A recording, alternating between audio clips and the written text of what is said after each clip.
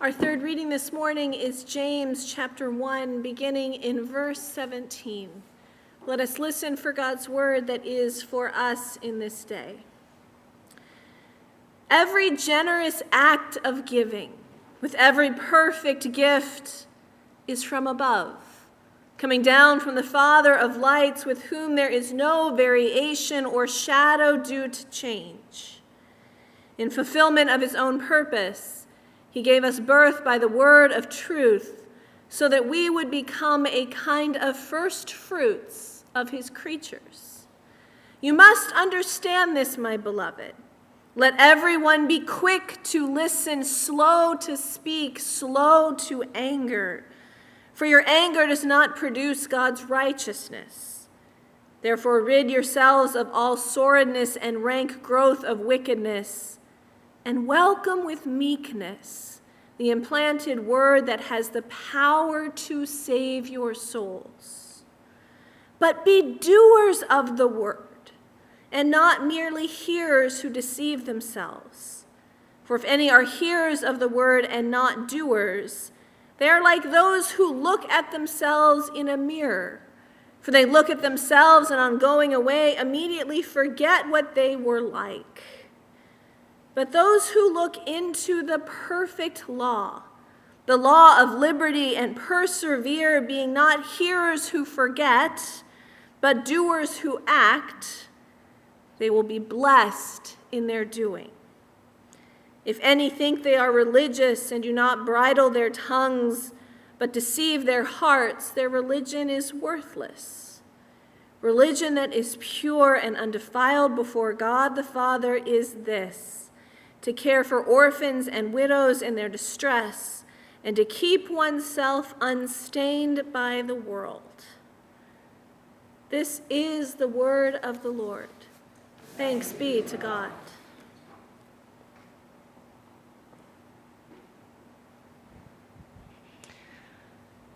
Last week, we started going through this book of James, and we looked at the context of how James was probably the brother of Jesus, how he wrote this from Jerusalem near the end of his life, before he was stoned to death by scribes and Pharisees.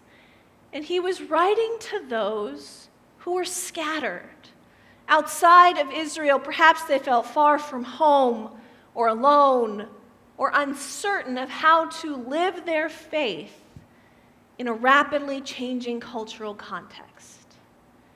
And so James pours into this letter the best wisdom that he had for living a life of faith in Jesus Christ, especially in difficult times.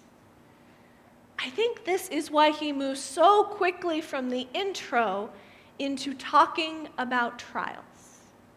He wants people to connect, to immediately know that this letter will be of value to them if they're in difficult times.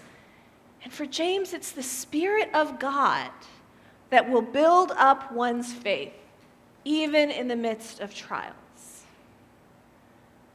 Okay, I know trials are not what we love to talk about.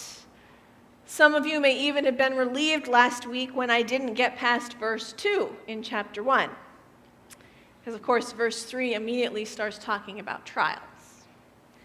But in a strange way, we need to talk about our trials. For they become a part of our journey. They offer unexpected common ground. And ultimately, they shape us. Trials can take our lives in unexpected directions and at times even lead us to places where we may find our best selves and where we can make the greatest difference in the world. This morning I have 2 stories for you. Here's the first. Let me tell you about an unfortunate young man. At 22, he was fired from his job. Then he went into business with a partner which folded in less than a year. He tried his hands at politics, losing 2 elections, before gaining a seat which he quickly lost. His personal life wasn't any better. He asked his girlfriend to marry him, and she said no. And after another disappointment, he had a nervous breakdown. Yet he tried for political office again 3 times. He lost. How many times do you think he lost? 3 times. His life was a history of miserable failures. Yet at 51, after all of these trials and twists in his journey, he became President of the United States. Anyone know who this is? Abraham Lincoln. Here's your second story. Across the sea, there was a young girl. She was born to a good family that had lots of fine things.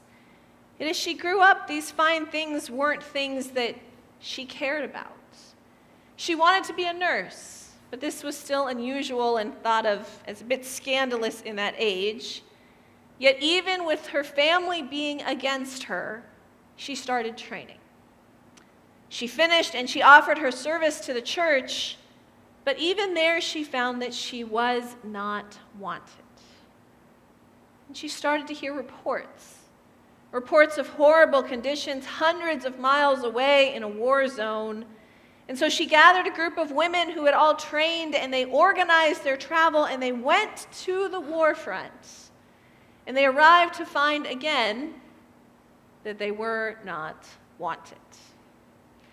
But unwilling to be useless, she insisted that they be allowed to scrub the blood from the floors, and slowly but surely, she made herself indispensable and became a gift to the soldiers who called her the Lady with the Lamp. Finally, working as a nurse, she made a great deal of difference for many wounded soldiers. And when she returned home, the work she was told was not wanted was greatly celebrated. Anyone know her story? Florence Nightingale. I didn't know that story. I'm very impressed you all knew it. So N.T. Wright is a New Testament scholar who looks at what James writes, and he says, James draws attention to the result of the test. Patience. Don't panic. Don't overreact. Don't turn a problem into a crisis. Be patient. Later in the chapter, James says something that I greatly appreciate. He says, God cannot be tempted by evil, and God tempts no one. God tempts no one. When life takes a wrong turn, I have certainly been one who has stood looking up to heaven, shaking my fist or with tears streaming down my face, asking, why? And wondering, why did God do this? Or when I'm more logical, why didn't God prevent this? And James reminds and assures that the trials are not from God. Yet with God, the trials don't have to consume us or overwhelm us. Instead, we have the choice to be more focused on God, on a life of faith, to face our trials, and even more through them, to seek God's wisdom. Trials aren't from God, and God didn't send them or do this to us. Yet I wonder if in the midst of this, God sees that it is good that we might turn, that something might turn us back towards God. Now, there was a missionary doctor working in an African village, and while he was there, one from the village was sent to university, and she came back with a degree and also a job to bring clean water to that very village, her home.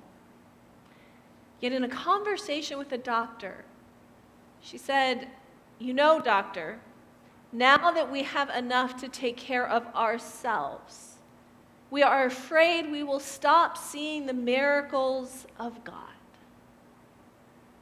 It's in the trials that we may be more ready to see God and to watch for God. Maybe this is why James says we should consider these trials a joy. But where James is imploring us to turn our attention is right in the center of this chapter. For James offers this wonderfully beautiful statement for us to hold on to. He says, every generous act of giving, with every perfect gift, is from above, coming down from the Father of lights. Every good gift, every generous act, every perfect thing, every light is from above.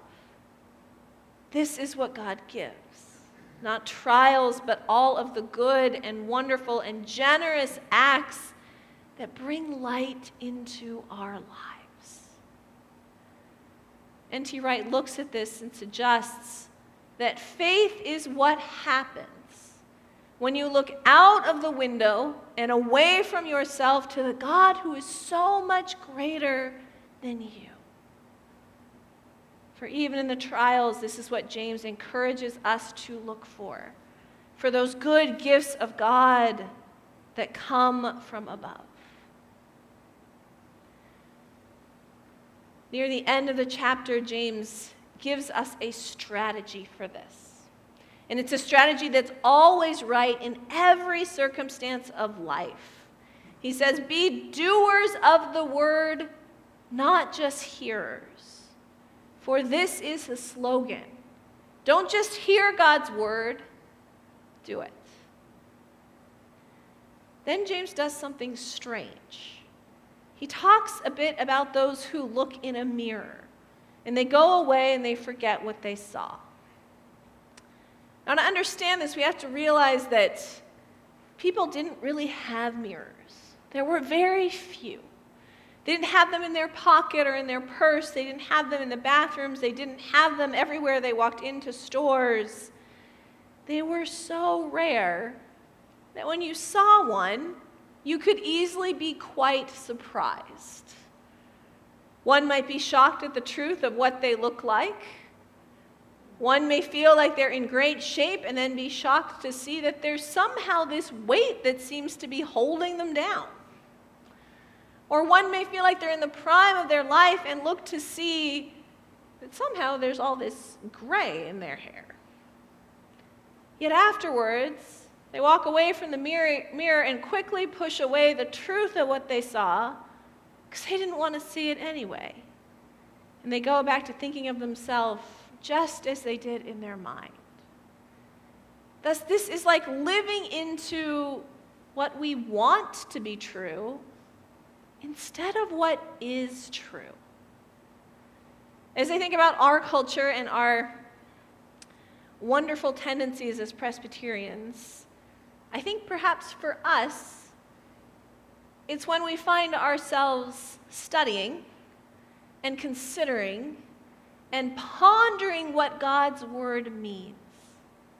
And this is a good thing, except when it becomes a stalling tactic, or it keeps us from living God's word by keeping it at a safe distance, where we can just think about it and not have to really find a way to live into it.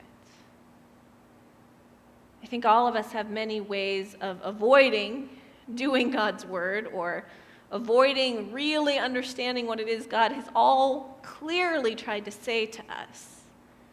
Yet this is actually the key. This is what we need to make it through the trials in our lives, and also not to overlook, but to see these good gifts of God that are around us. Now, this is one of those moments as we go through James, I've read this and I've looked at it and I've thought about it, and I've written this because I feel this is what it calls us to do. But I will tell you, I am not good at it. I am much better at my prayers being complaints about the things I wish weren't than about asking for the wisdom for how to deal with it. But this is the gift James has given me in this week. To not panic and ask for wisdom and try to look for the good things when those things that are so hard just want to take over everything.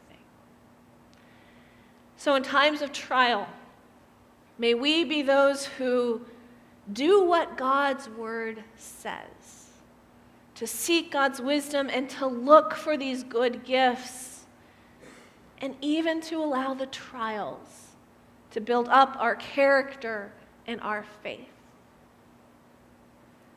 Last week we considered what it means to be a servant or a slave of Jesus Christ, for that's how James identifies himself. So this week, consider. Look at, face your trials, your challenges, your temptations, and ask for wisdom. Ask how your faith can work through them. Then look all around. Look for the light. Look for the good things and the blessings and the gifts from God and push them forward, that they might lead you as you live into God's word, not just hearing it, but moving into the wisdom and the truth that offers you a life that rejoices in God's gifts. Oh Lord, may it be so. Amen.